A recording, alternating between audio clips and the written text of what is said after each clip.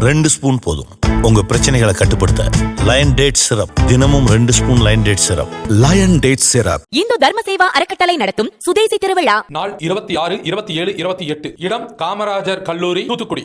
ராமநாதபுரம் கிழக்கு கடற்கரை சாலையில் ரோந்து சென்ற போலீசார் சந்தேக நபர்களை விசாரித்த போது அவர்கள் கஞ்சா கடத்தல்காரர்கள் என்பது தெரிந்தது.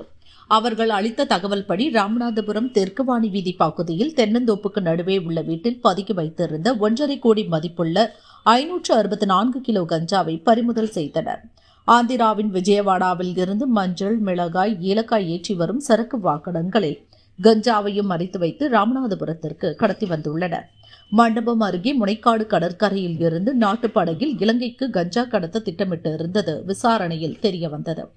கடத்தலில் ஈடுபட்ட விக்னேஷ்குமார், ரஞ்சித் அவர்களுக்கு உதவிய 8 பேர் உட்பட 10 பேர் கைது செய்யப்பட்டனர்.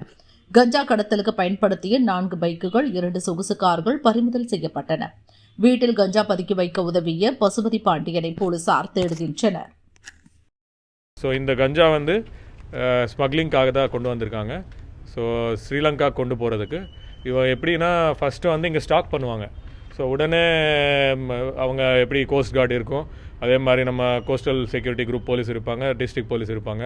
அவங்கெல்லாம் ரவுண்ட்ஸ் எப்படி இருக்குது இதெல்லாம் பார்த்து கரெக்டாக என்னைக்கு நைட்டு கொஞ்சம் ஃப்ரீயாக இருக்கும், அதே மாதிரி அலை பொசிஷன் பார்ப்பாங்க, அண்டு எப்படி விண்டு எப்படி இருக்குது இதெல்லாம் பார்த்து ஃபேக்டர்ஸ் பார்த்து ஒரு இடத்துல ஸ்டோர் பண்ணி அங்கிருந்து அவங்க எடுத்துகிட்டு போயிட்டே இருப்பாங்க.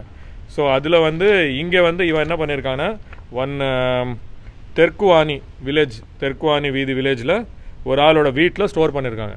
ஸ்டோர் பண்ணி அவங்க எப்போ நல்ல ஆப்பர்ச்சுனிட்டி வருமோ அப்பப்போ கொஞ்சம் அப்படியே போட்டில் அமுச்சிட்டே இருப்பாங்க ஸ்ரீலங்காவுக்கு. ஸோ இந்த 564 kg இன்றைக்கி பிடிச்சதில் ஸோ இப்போ இது எப்படி பிடிச்சோன்னா நமக்கு ராமநாதபுரம் மாவட்டத்தில் சில அக்யூஸ்ட் ஸ்மக்லர்ஸ் எல்லாம் நம்ம ஃபாலோ பண்ணிட்டு தான் இருக்கோம். ஸோ அவங்களோட கால் டேட்டா, அதே மாதிரி அவங்களோட வேர் அபவுட்ஸு, எப்படி யார் கூட பேசிகிட்டு இருக்காங்க, அதே மாதிரி லோக்கல் மூமெண்ட்ஸு எல்லாம் நம்ம ரெகுலராக கண்காணிச்சுட்டே வந்துகிட்டே இருப்போம்.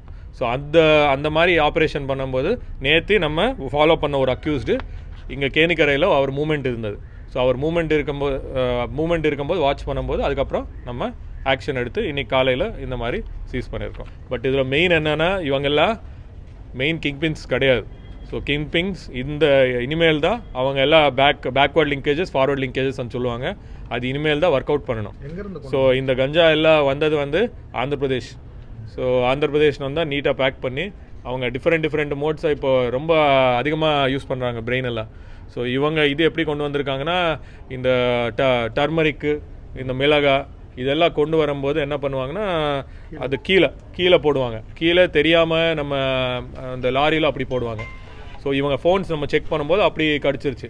ஸோ இங்கே உள்ளே வரும்போது அப்படி சீக்ரெட்டாக மறைச்சி கொண்டு வந்துடுவாங்க. லாஸ்ட் 3 yearsல பார்த்தாலுமே நம்ம இது ஒரு ரெக்கார்ட் சீஜர். ஸோ இந்த மாதிரி கண்காணிப்பு கண்டிப்பாக கண்டினியூ ஆகிட்டே இருக்கும்.